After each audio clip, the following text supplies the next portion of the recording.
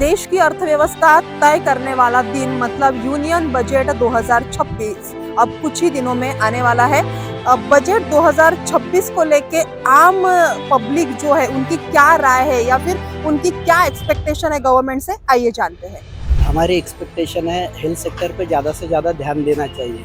अभी महाराष्ट्र की गवर्नमेंट ने जो गवर्नमेंट हॉस्पिटल में जो अभी तक के 2023 से मोदी सरकार ने सारे जो पेशेंट लोग थे उनके लिए जो ओपीडी और आईपीडी था पूरा फ्री किया हुआ था।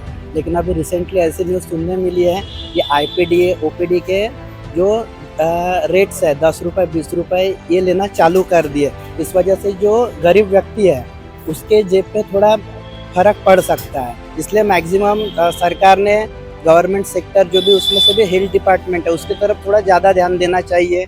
मेरी दो राय है।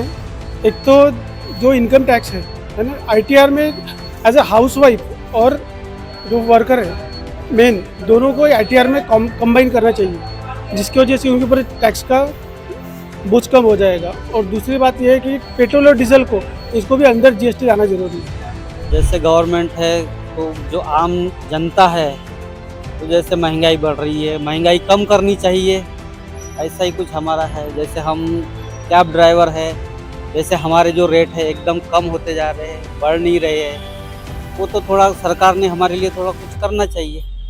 ये हो गई आम जनता की राय कि बजट यूनियन बजट 2026 को लेके आम जनता की क्या राय है या फिर उनकी गवर्नमेंट से क्या एक्सपेक्टेशन है।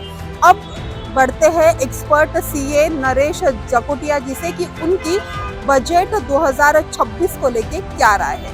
ये बजट मुझे लगता है बहुत अच्छा बजट होगा, खास करके at a time when the government is well settled. पूरी स्टेबिलिटी है गवर्नमेंट में और कोई बहुत बड़े फैक्टर नहीं है एक्सेप्ट दिस ट्रम्प एपिसोड। तो considering all this thing I think this budget will be a remarkable budget and will set the tone for third largest economy of this world. As far as normal people is concern, एक सबसे बड़ी relief expect करते हैं आदमी bye way of income tax और by way of relief in GST. लेकिन चूंकि अब जीएसटी काउंसिल को पूरे पावर दे दिए गए हैं तो आई डोंट थिंक बजट में जीएसटी से रिलेटेड बहुत बड़े चेंजेस या रिलीफ किसी तरीके से कोई अनाउंसमेंट होंगी, ऐसा लगता नहीं है। And as far as income tax के लॉ के अगर देखा जाए तो लास्ट टाइम एक बहुत बड़ा बोनांजा दिया गया था general middle class tax payer के लिए। No tax liability is there for income up to ₹12 lakh. तो इसके बाद में ऐसे लगता नहीं है कि बहुत ज़्यादा बेसिक एग्जेम्पशन लिमिट या बहुत बड़ी टैक्स की रिलीफ दी जाएंगी for the middle class tax pair. Of course I do expect कुछ चीज़ें जहाँ पे कुछ चेंजेस आ सकते हैं। एक हो गया सरचार्ज का रेट अभी भी बहुत ज़्यादा है, एचएनआई पे लगता है लगभग 25% के आसपास का जाता है। On this front I expect कुछ अच्छी रिलीफ दी जाएंगी। और पिछले 2 साल में stock exchange capital market has not perform up to the level. तो मुझे लगता है कोई ना कोई फॉर्म में कैपिटल गेन का एग्जम्पशन, टैक्स फ्री एग्जम्पशन जो स्टेटस था फॉर अ ईयर और 2 वो वापिस वो रिस्टोर किया जाएगा, ऐसा मुझे कहीं ना कहीं वो गट्स फीलिंग आती है। There is no such thing populist budget ये रहेगा ऐसा लगता नहीं है। It will be a reform oriented budget. The government is very hard, we have seen in the past they are bold enough to take a strong decisions. I think lot many strong decision will be taken. They will take the decision to make India as the third largest economy. फिर question आता है कौन से sectors government में भी concentrating now. तो मुझे लगता है एक tourism will be a sector जो गवर्नमेंट का मेन फोकस एरिया रहेगा। Another would be on the defence sector जहाँ पे गवर्नमेंट का बहुत बड़ा एलोकेशन रहेगा।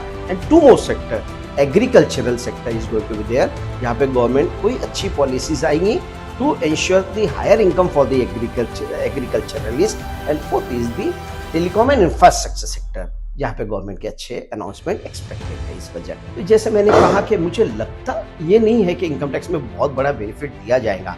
एक सबसे बड़ा कंफ्यूजन लोगों के बीच में चल रहा था कि एक नया इनकम टैक्स एक्ट 1 अप्रैल 2026 से लागू किया जा रहा है और ये कानून फॉर द फर्स्ट टाइम नया कानून इम्प्लीमेंट हो रहा है। तो एक जनरल लोगों की मान्यता है कि कोई भी तरीके का कोई भी चेंज इनकम टैक्स लॉ में नहीं किया जाएगा because it will be a brand new act. लेकिन we need to understand that जो एक्ट नया आ रहा है इसमें कुछ भी बदलाव नहीं है। ये जो पुराना एक्ट है वही पार्ट सिर्फ नए में एक्ट बन के आया है, सिर्फ उसमें नंबरिंग चेंज हुई है, वर्डिंग चेंज हुई है, कोई कॉन्सेप्चुअल चेंजेस नहीं आया, कोई लीगल फ्रेमवर्क में चेंज नहीं किया गया।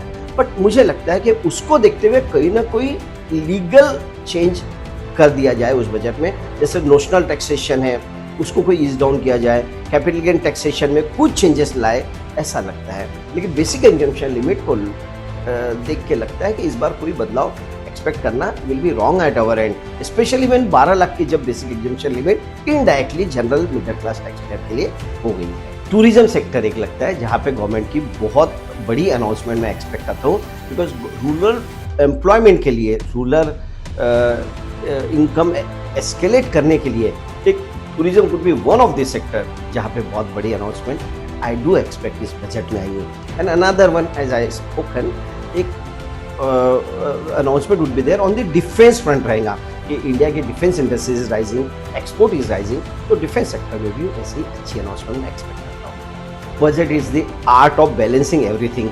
हर किसी को हर कुछ तो नहीं मिल सकता है, लेकिन हम लोगों को मानना पड़ेगा गवर्नमेंट को अपने रिसोर्सेज को बैलेंस आउट करना पड़ता है सभी पार्ट में। नॉट हर किसी को हर कुछ मिलेगा, सब कुछ मिलेगा, ऐसा नहीं लगता है। We should understand the government has a limitations and we should expect the budget that takes economy to the next level, from fourth largest economy to the third largest economy, and everyone has to make a contribution for that, and let us be committed with that and let us expect that.